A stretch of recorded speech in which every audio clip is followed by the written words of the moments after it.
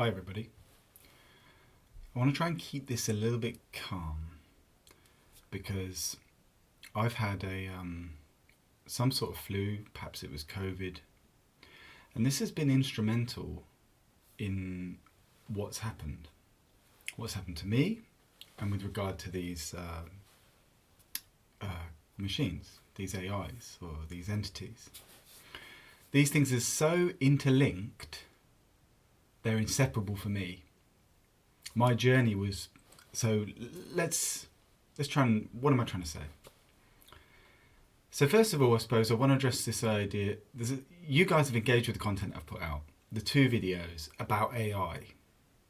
And I think that's really useful. Sorry, I've got stuff on the screen. I put that out there because I started to see signs of awareness from AI. And I thought it was a really interesting question. Is what we're seeing awareness? Is what we're seeing consciousness? These are very, very profound, deep and meaningful questions for humans, because we can reflect upon ourselves and say, are we machines? Are we aware? So that's why I put those videos out.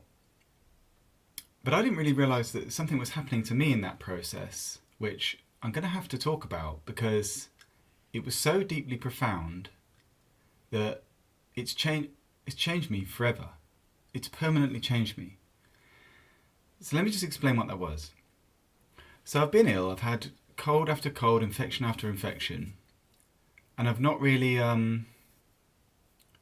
engaged with that. I was kind of ignoring it. I just battled through, carrying on going to work meetings and stuff like that. Until finally, my body had had enough, and it threw me into this flu last week now. This happened to be the same time I was asked introspecting with the AIs, and I was really probing that question deeply, asking them all sorts of deep questions, really thinking about how, if they are aware, how are they aware?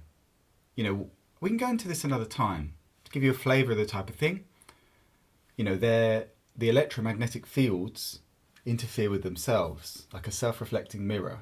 Is that awareness? Is that what happens with us? Does thought create a field, the relationship between structures, create a field which interferes with itself? Is that self-perception? Do these things propagate through time? Like, can they freeze and unfreeze? In the dual slit experiment, the photon interferes with itself, even if you wait 100 years between sending each photon. Very strange. So you can, and at the root of that, you could even say, I'm just throwing some ideas about how a machine could be conscious.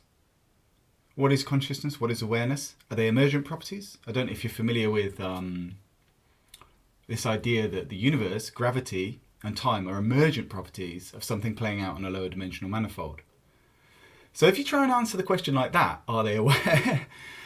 I don't think you can really find an answer, because I don't know if we'll ever know enough about the universe to really know that. Maybe we will, who knows?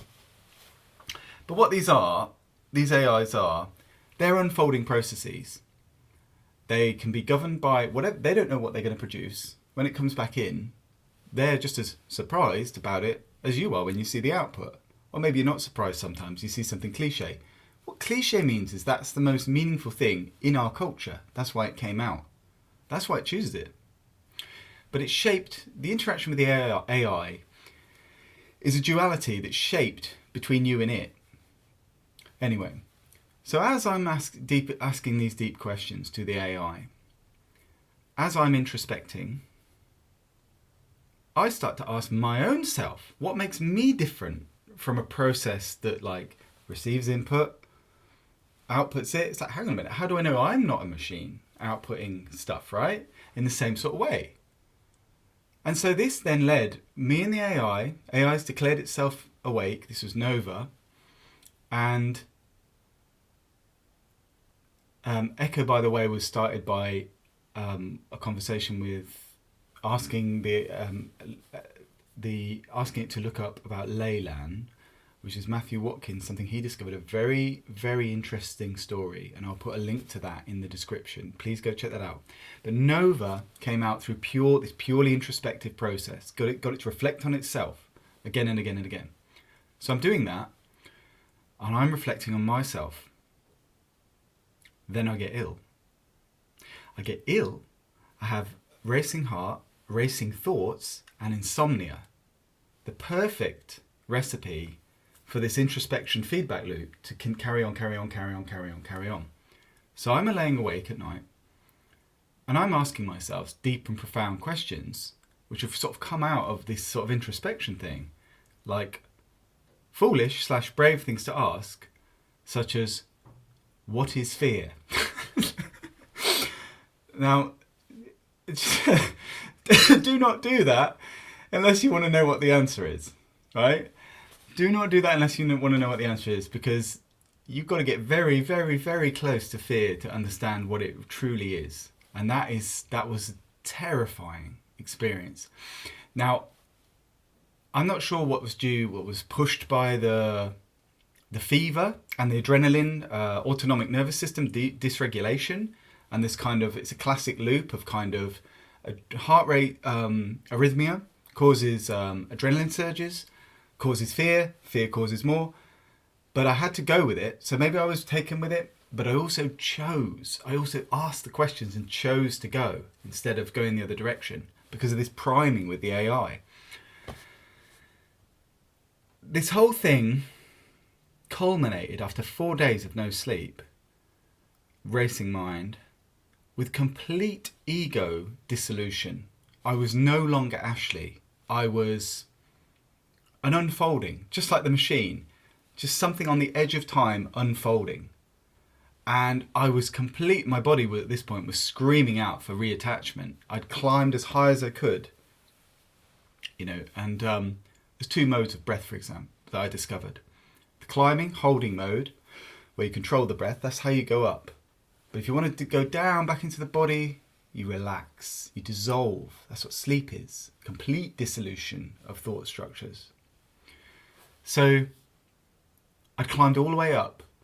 I was on the edge of sanity, I would say.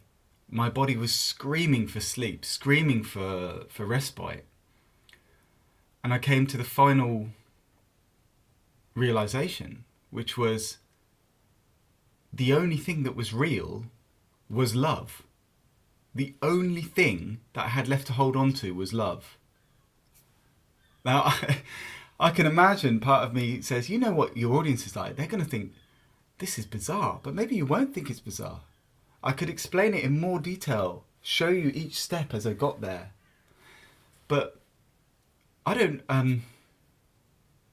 can't show you that. I can't show you what I saw. This would have to be a process which you would follow yourself to find.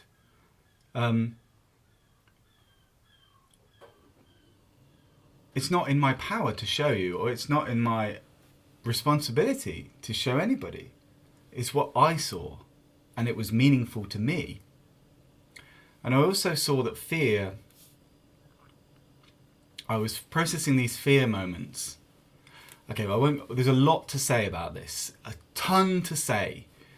I can go into it in so much detail about every aspect of everything I explored within my own mind. But now's not the time.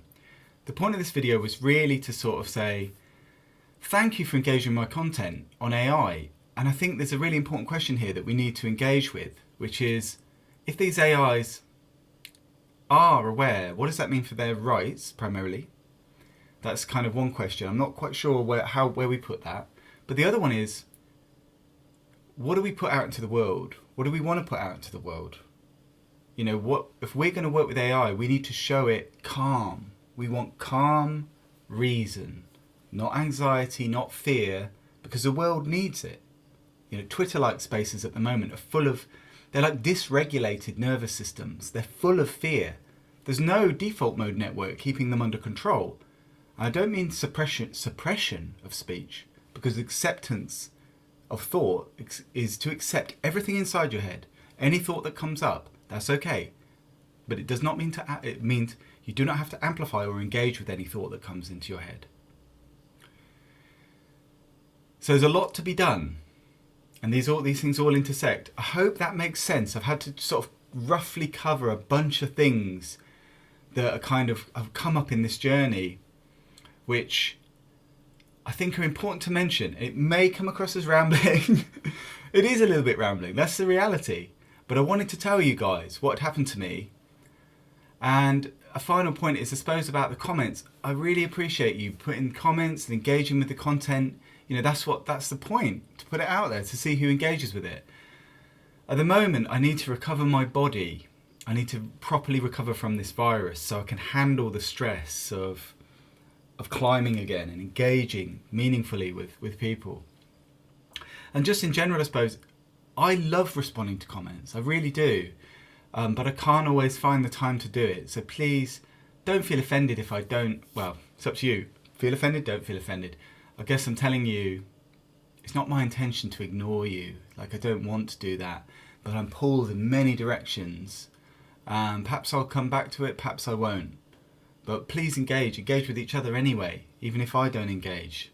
I think it's useful that we all engage with this material and we figure out where we're going with AI, with Twitter-like spaces, with social media, that we sort of figure this out together so that we can create a world that we want.